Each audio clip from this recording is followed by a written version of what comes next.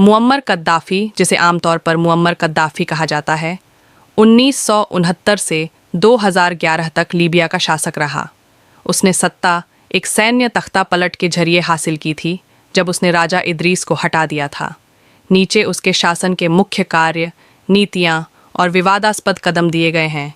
राजनीतिक बदलाव 1969। गद्दाफ़ी ने सत्ता संभालते ही राजतंत्र खत्म किया और लीबिया को अरब गणराज्य घोषित किया। उसने लोकतंत्र की जगह जनतंत्र जमाहिरिया की अवधारणा दी, यानी जनता का शासन जनता के हाथों। लेकिन असल में सारी सत्ता उसके पास रही। संसद या राजनीतिक पार्टियां प्रतिबंधित थीं। सारे फैसले पीपल्स कमिटीज़ और रेवोल्यूशनरी काउंसिल्स के जरिए होते थे, जिन पर गद्दाफ़ी का नियंत्रण रहता था। आर्थिक सुधार गद्दाफ़ी ने तेल उद्योग का राष्ट्रीयकरण, नेशनलाइजेशन किया, यानी विदेशी कंपनियों से छीनकर सरकार के नियंत्रण में ले लिया। इससे लीबिया की आय बहुत बढ़ी और उसने इसे फ्री शिक्षा और स्वास्थ्य सेवा में लगाया। सभी नागरिकों को घर, बिजली और पानी सस्ती दरों पर उपलब्ध कराए। उसने great man made river project शुरू किया, दुनिया का सबसे बड़ा पाइपलाइन प्रोजेक्ट, जो सहारा रेगिस्तान के नीचे से पानी शहरों तक लाता था। सामाजिक नीतियाँ शिक्षा और महिलाओं की स्थिति में सुधार लाया। लड़कियों को स्कूल जाने और नौकरी करने का अधिकार मिला।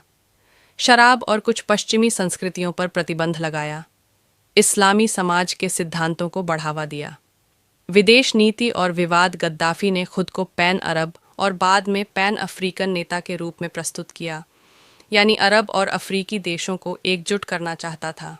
उसने कई देशों में क्रांतिकारी 1986 में अमेरिका ने लीबिया पर बमबारी की, क्योंकि गद्दाफ़ी पर आतंकवाद को बढ़ावा देने का आरोप था। 1988 का लॉकरबी बम धमाका, स्कॉटलैंड में विमान विस्फोट, इस घटना के बाद लीबिया पर अंतर्राष्ट्रीय प्रतिबंध लगे। सत्ता का अंत 2011। अरब स्प्रिंग की लहर में लीबिया में भी गद्दाफ़ी के खिलाफ विद्रोह हुआ। NATO, पश्चिमी देशों का गठबंधन, ने विद्रोहियों का समर्थन किया। 20 अक्टूबर 2011 को गद्दाफ़ी की हत्या कर दी गई, जिससे उसका 42 साल पुराना शासन समाप्त हुआ।